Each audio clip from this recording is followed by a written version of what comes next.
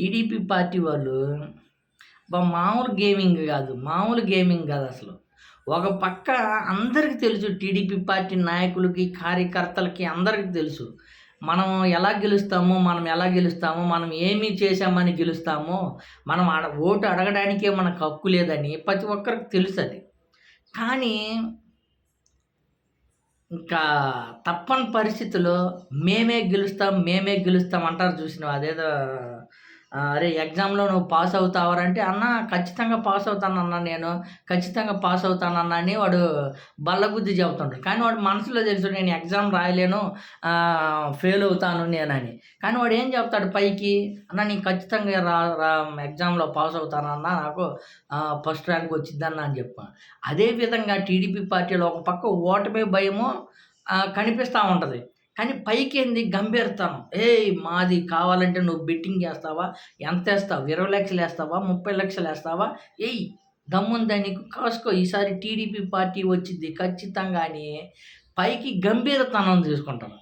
లాస్ట్‌కి తీరా దగ్గరికి పోయేసరికి తుస్సున పరిగెత్తే స్థితికి వచ్చారని చెప్పుకోవచ్చు. ఎందుకంటే చాలామంది చెప్పారు. చాలా సార్లు గాని మనం మాట్లాడుకున్నాం. వైసీపీ పార్టీలో ఉన్న పట్టు, బిరుపు ఏదైతే మా పార్టీకి మేము ఇది చేశాము, మా వైసీపీ పార్టీ వచ్చిన తర్వాత మేము ఈ పథకాలు అందించాము, ఇది అభివృద్ధి చేశామని చెప్పుకునే సత్తా ఉంది వైసీపీ పార్టీ నాయకులకు గానీ, కార్యకర్తలకు గానీ. అదేవిధంగా టీడీపీ పార్టీ వాళ్ళకి ఆ సత్తా, ఆ దమ్ము అది లేకుండా పోయింది. ఎందుకంటే గతంలో ఏం చేయలేకపోయారు. పైపెచ్చు ఇప్పుడు ఏదైతే జగన్మోహన్ రెడ్డి గారు ఏమడుగుతున్నారో, మీకు ఏదైతే మేలు జరిగిందో, మీకు ఎవరైతే మేలు చేశారో, ఏ ప్రభుత్వం మీరు లబ్ధి పొందారో ఆ ప్రభుత్వానికి ఓటేయండని. అదే విధంగా ఏదైతే టీడీపీ పార్టీ అడిగే స్థితిలో లేదు కాబట్టే పైన పటానం లోన లోటనంలాగా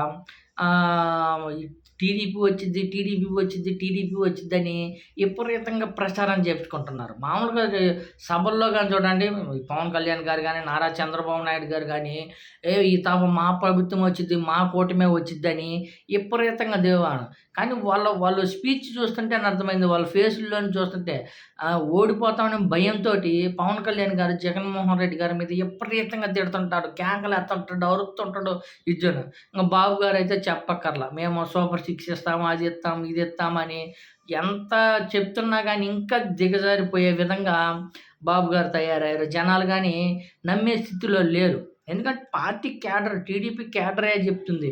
గతంలో గానీ కొంతమంది చెప్పారు. ఈరోజు గానీ నరసరావుపేట ఎంపీ శ్రీకృష్ణదేవరాయలు ఎంపీ గారు, అతను గానీ వైసీపీ క్యాడర్ ఏదైతే కూటమి ఉందో తెలుగుదేశం, బీజేపీ, టీడీపీ కూటమి కలిసినా గానీ వైసీపీని ఓడగొట్టడం చాలా కష్టం. అలా వైసీపీతో పోరాడాలంటే మామూలు విషయం కాదు. వైసీపీని ఓడగొట్టాలంటే మామూలు విషయం కాదు అనే విధంగా ఈరోజు ప్రకటించారు. అదే టీడీపీ కార్యకర్తలు గానీ అంత పట్టుగా ఉండడం లేదు. వైసీపీ కార్యకర్తలు అంత పట్టుబిగుగా ఉన్నారు. ఈ వైసీపీని ఓడగొట్టడం మామూలు విషయం కాదని స్వయాన టీడీపీ కార్యకర్తలే ఒప్పుకుంటున్నారు. ఒప్పుకునేది నిన్న ఎన్ఆర్ఐ మీటింగ్‌లో గానీ అదే కదా మాట్లాడుకుంది. ఏమని?